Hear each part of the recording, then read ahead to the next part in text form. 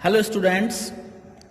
आज हम class 11th का केमिस्ट्री में जो थर्ड चैप्टर है, हमारा नया चैप्टर आज शुरू होगा, जिसका नाम है classification of elements and periodicity in properties.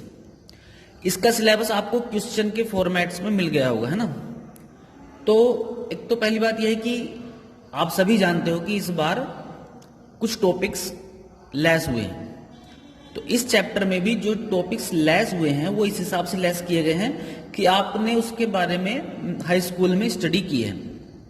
देखिए, हाई स्कूल की केमिस्ट्री में हमारा एक चैप्टर था पीरियोडिक टेबल से रिलेटेड। उसमें जो हिस्टोरिकल पोर्शन था, किस तरीके से इसका डेवलपमेंट हुआ, क्लासिफिकेशन ऑफ एलिमेंट्स का, शुरू में जो हमारे मेन टॉपिक्स थे, डायगोनल्स ट्रायड्स था, न्यूलैंड्स ऑक्टेव लॉ था, मेंडलीव्स पीरियोडिक टेबल की मेन चीजें थी। तो वो थोड़ा सा लेस हुआ है। इसमें क्या है, जो आज के रूप में मॉडर्न पीरियोडिक टेबल है उसका एक्सप्लेनेशन है। ठीक है, तो क्वेश्चन फॉर्मेट में इस मॉडिफाइड सिलेबस के अकॉर्डिंग हमको ये क्वेश्चन तैयार करनी है। ठीक है, फर्स्ट क्वेश्चन क्या है हमारा? फर्स्ट क्वेश्चन है what is modern periodic law and explain the present form of the periodic table. इस क्वेश्चन को आप ऐसा समझ सकते हो कि ये हाई स्कूल में जो हमने पढ़ा है पीरियोडिक टेबल के बारे में, हाई स्कूल में जो हमने पढ़ा है उसका रिवीजन है, और जो हम आगे पढ़ेंगे क्लास 11th में, जो हाई स्कूल में पढ़ा है और जो इस क्वेश्चन में है वही इस क्वेश्चन में है रिवीजन के रूप में। लेकिन उसकी इंपॉर्टेंस इसलिए है क्योंकि हमने जो है ये आपका चैप्टर सेकंड में जो स्ट्रक्चर ऑफ एटम पढ़ा था उसके बेस पर ये जितने भी हमारे नीचे क्वेश्चंस हैं, जो टॉपिक्स हैं, उनको हम एक्सप्लेन करेंगे। समझ रहे हैं आप? जो चैप्टर सेकंड में हमने क्वांटम थ्योरी पढ़ी है, क्वांटम मॉडल पर जो इलेक्ट्रॉनिक कॉन्फ़िगरेशन पढ़ा है, उसके बेस पर क्या है, हम एलिमेंट्स का क्लासिफिकेशन पढ़ेंगे, किसमें? पीरियोडिक टेबल के रूप में। और एक तरीके से ये समझ लीजिए आप कि केमिस्ट्री का क्या है, एक ओवरऑल व्यू आपको क्लियर हो जाएगा। मतलब जिस केमिस्ट्री कितनी सिस्टमैटिक है, केमिस्ट्री कितनी सिस्टमैटिक है, आपको इन नीचे वाले क्वेश्चंस में जो हमारे नेक्स्ट टॉपिक्स आएंगे उनके द्वारा क्या है, आपको ये फील होगा। अब फर्स्ट क्वेश्चन इसलिए जरूरी है क्योंकि हमारी क्या है, ये बैकग्राउंड है और बेसिक नॉलेज है और पिछला जो हमने पढ़ा है उससे रिलेटेड है। ठीक है, तो पहला क्वेश्चन आपको बताया है कि हमको ये बताना है कि मॉडर्न पीरियोडिक लॉ क्या है, और जो ये मॉडर्न पीरियोडिक टेबल है जिसको हम present form of periodic table भी कहते हैं, जिसको हम long form of periodic table भी कहते हैं, जिसको हम extended form of periodic table भी कहते हैं, इसका स्ट्रक्चर कैसा है, इसकी मेन मतलब जो इंफ्रास्ट्रक्चर है इसका वो कैसा है। ठीक है, तो मॉडर्न पीरियोडिक लॉ लेंगे। इससे पहले हमने पढ़ा था हाई स्कूल में मेंडलीव्स पीरियोडिक लॉ। ठीक है, उससे पहले काफी लंबा इसका क्या है, हिस्ट्री रही है, उसको आप देख लेना। तो मॉडर्न पीरियोडिक लॉ से पहले थोड़ा सा मैं आपको बता दूं कि ये जो आया, ये किसके बाद आया? ये आया हमारा ये मेंडलीव्स के पीरियोडिक लॉ के बाद आया। मेंडलीव की जो पीरियोडिक टेबल थी, हम सब जानते हैं, वो मूल रूप से किस पर बेस थी? एटॉमिक मास पर बेस थी। मेंडलीव्स ने ये कहा था कि यदि हम एलिमेंट्स को उनके एटॉमिक मासेस के इंक्रीजिंग ऑर्डर में अरेंज करें तो हमको क्या है, same physical and chemical properties वाले एलिमेंट्स एक ग्रुप में मिल जाएंगे, और उससे क्या है, एक सिस्टेमैटिक क्लासिफिकेशन हो जाएगा। और जब उसने ये क्लासिफिकेशन किया तो एक टेबल का फॉर्मेट आया जिसको हम आज की डेट में मेंडलीव्स पीरियोडिक टेबल बोलते हैं। लेकिन क्या है, इसकी बहुत सारी खूबियां थी, मतलब इसी के बेस पर क्या है, ये मॉडर्न पीरियोडिक टेबल डेवलपमेंट हुई, उसकी कमी को दूर करने के परिप्रेक्ष्य में। लेकिन इसमें जो कमी हुई उसमें सबसे ज्यादा जो मेन चीज उभर के आई वो आई कि कुछ प्रॉपर्टीज कुछ एनोमेलस बिहेवियर उसको कहते हैं कि सिस्टेमेटिक नहीं, मतलब एलिमेंट्स का क्लासिफिकेशन सिस्टेमेटिक नहीं था। तो लगभग 1913 में, ठीक है, 1913 में एक साइंटिस्ट हुए मोजले। मेंडेलीव्स की पीरियोडिक टेबल का जो आधार था वो क्या था? Atomic mass. उस समय तक लोग सब ये मानते थे, और मेंडेलीव्स ने क्या है ये बताया कि हर एक एलिमेंट्स की जो मेन कैरेक्टरिस्टिक प्रॉपर्टीज होती है वो किस पर बेस है? एटॉमिक मास पर बेस है। लेकिन मोजले ने ये बताया कि जो मेन फिजिकल और केमिकल प्रॉपर्टी जिस पर बेस होती हैं वो एलिमेंट्स का क्या है? एटॉमिक नंबर है।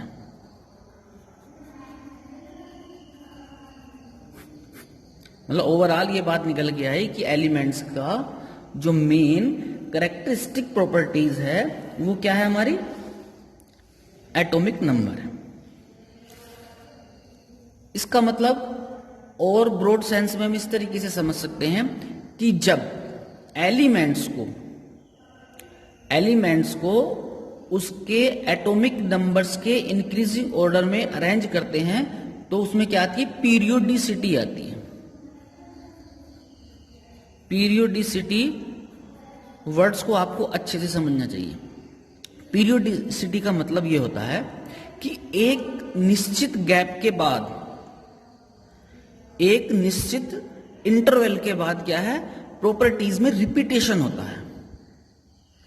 जैसे जब हम अरेंज करेंगे तो जो एक सामने ग्रुप में एलिमेंट्स आएंगे उनमें क्या है? सिमिलरिटी होगी, रिपीटेशन होगा। इसको हम पीरियोडिसिटी बोलते हैं। इसीलिए क्या है? एटॉमिक नंबर को पीरियोडिक फंक्शन बोलते हैं।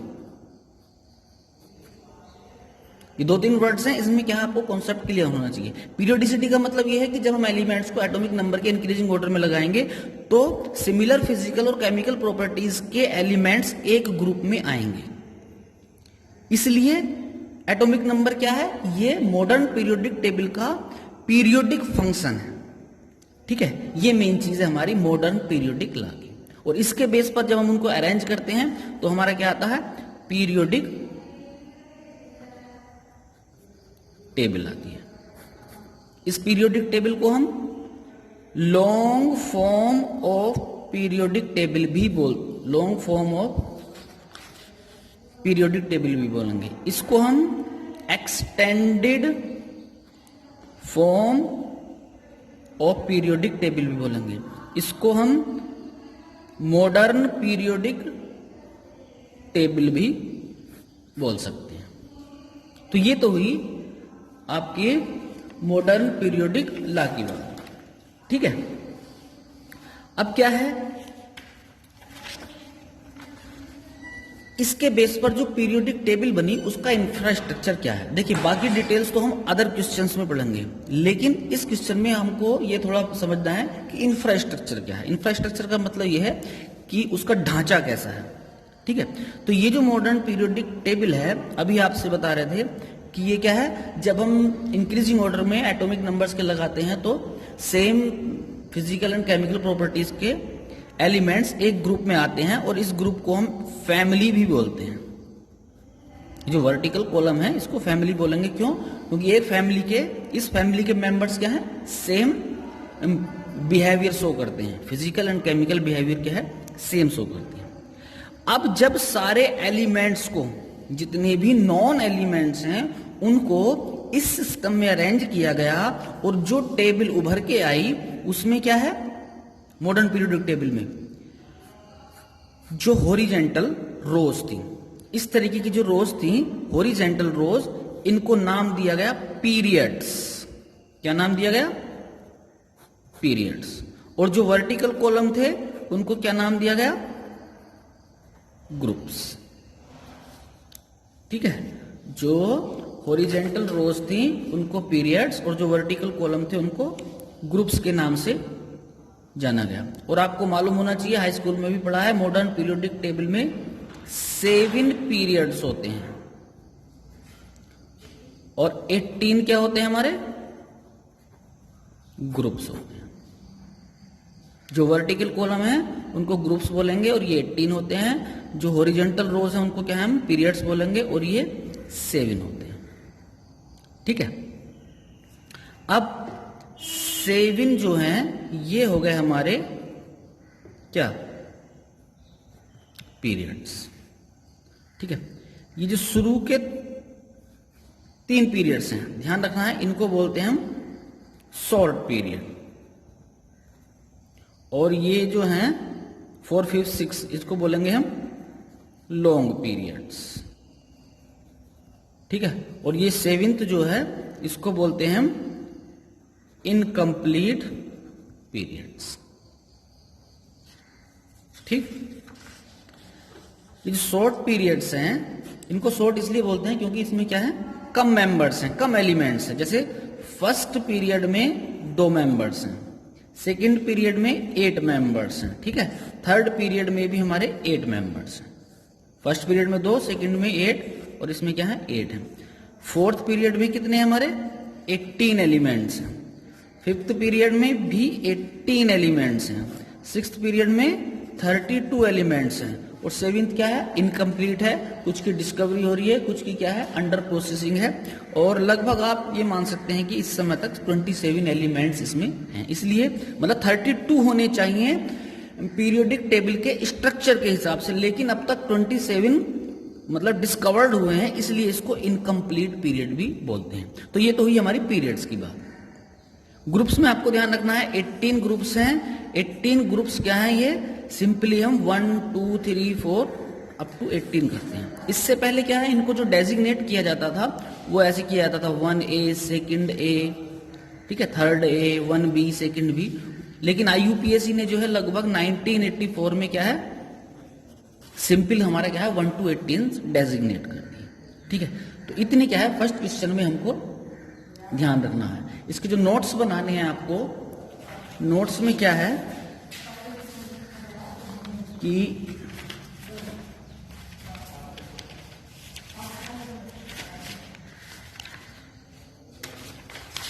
सिंपल जो आपको बताया है